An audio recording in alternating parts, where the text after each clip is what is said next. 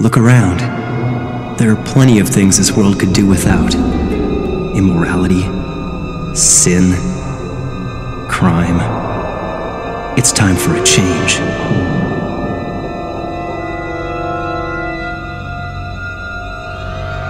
I have the power to make the world, to make people better, and I'm not afraid to use it. I'm not afraid to kill. How and when it happens is entirely in my hands.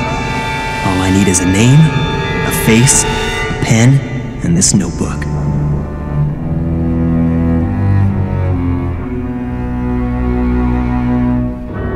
No one can stop me.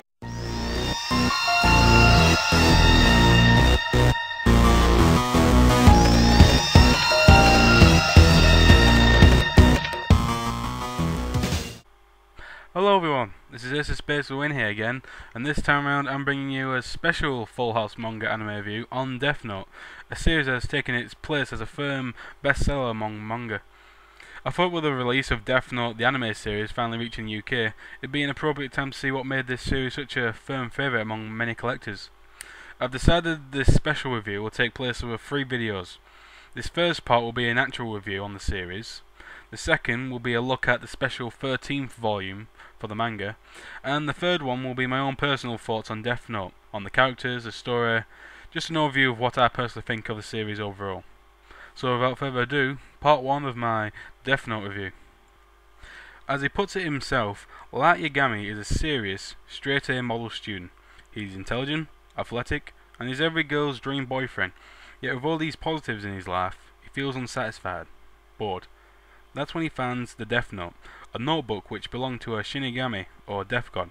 To be precise, one that was called Rook, or however you want to pronounce it, I'm not really sure myself. Any human whose name is written into the Death Note dies. After testing this out and coming to conclusions, Light decides to use its powers to wipe out crime and bring in a new order, with him as his living god.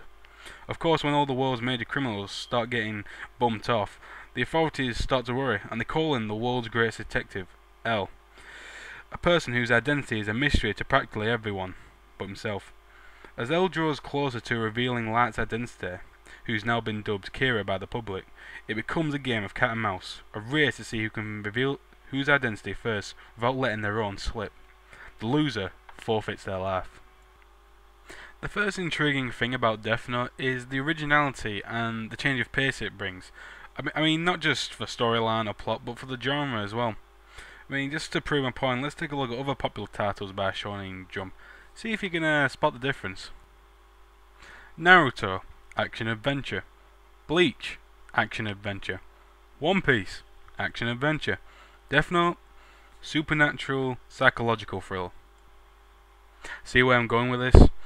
It's nice in this day and age when people are complaining that there's too many repeated storylines for something like this to come along and give collectors a different option.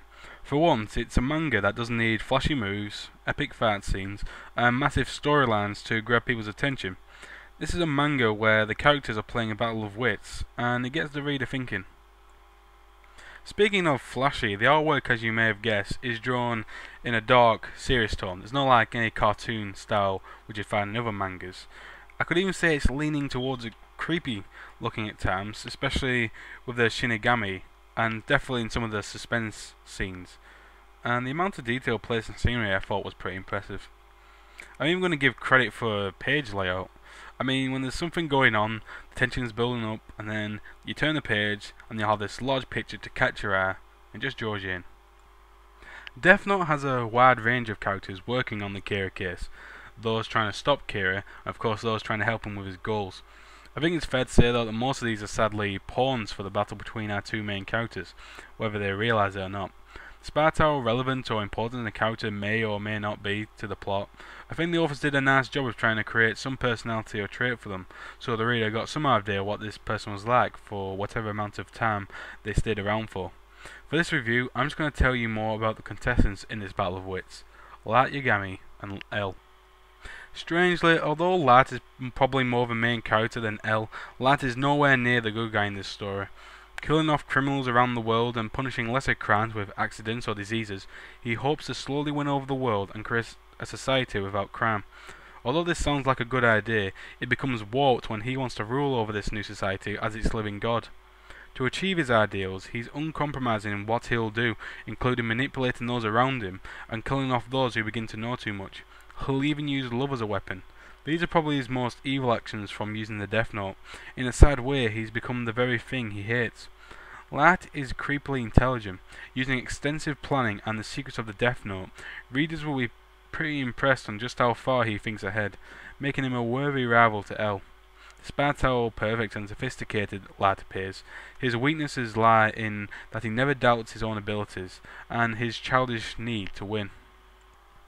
L is in many ways quite different from Light, from his unkempt look, his lack of social skills, to his odd habits like sitting improperly, only being seen eating dessert, and not wearing any socks.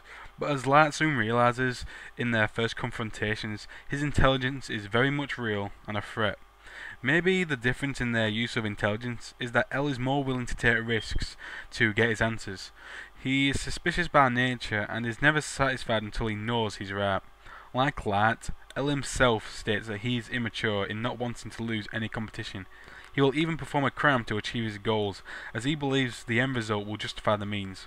Of course, L will never kill, one of the morals that separate these two rivals. From these two characters alone, it's quite clear that this is the start of a good cast of characters. I'd like to say more, but due to time, I'm going to have to move on. And of course, I think the best thing about this manga, and which it should be with any title, was the plot. Okay, I'm no expert. I mean, I've only watched and read a handful of different titles, but this is definitely, and I can honestly say this has definitely been one of the best well done plots I've seen so far. I can't even imagine the extent of planning that must have gone in for the authors to put all this together. I mean, right from volume 1, the characters surprise you with their actions and the amount of schemes, plots and tricks they both create on each side, and they're each slowly digging out information about the other. It always keeps the story interesting and getting the reader involved in the story. I myself was trying to think of how each side was going to get out of the next situation, and it never failed to surprise me in this sense. I give congrats to the authors for their effort. They must have put a lot of thought into this. Now, as much as I like this series, I did have a few problems with it, which I'm going to mention in a minute. Now remember, of course, these are my opinions. It might be different for you, you might not feel the same way, but it's my opinion, so I can say what I want. My first problem with this manga was probably the amount of text. I think it's fair to say that this manga has a lot of talking in it, so there's going to naturally be a lot of text. However, I think it's because there's so much going on at a time in certain areas and different sides to the fight that the reader's trying to remember everything that's happening so they won't lose track. But they're being bogged down with all this information at a time, and because of this there's so much writing and they get a bit disorientated, especially more so near the end volumes. Although, to be honest, I think this reason might just be because I personally read some of these volumes one after another. So I guess in that respect, maybe just taking a break in between volumes would suffice. Although I still think there would be a lot of text regardless. And the other complaint was maybe the story beginning to sag a bit nearer to the end. I don't know whether this was due to changes in the plot, or maybe because the story wasn't as active, but the initial buzz from reading had faded slightly, and I definitely think it began to drag more so near the later volumes. But it still had that great level of plot, and despite this, the end was certainly worth the wait. Several shocking surprises, explanations, and some of the best artwork in the entire series, I think. And damn, I've just noticed the timer now, so I think it's time to quickly sum up my thoughts on Death Note. The positives for Death Note include original plot, good use of dark artwork, suspense scenes especially, memorable characters, and of course, a very well and excellent plot. And the negatives for Death Note include maybe excessive text in some areas, and the quality of the story kind of drags near the end. But despite this, I'm giving Death Note a good 9 out of 10.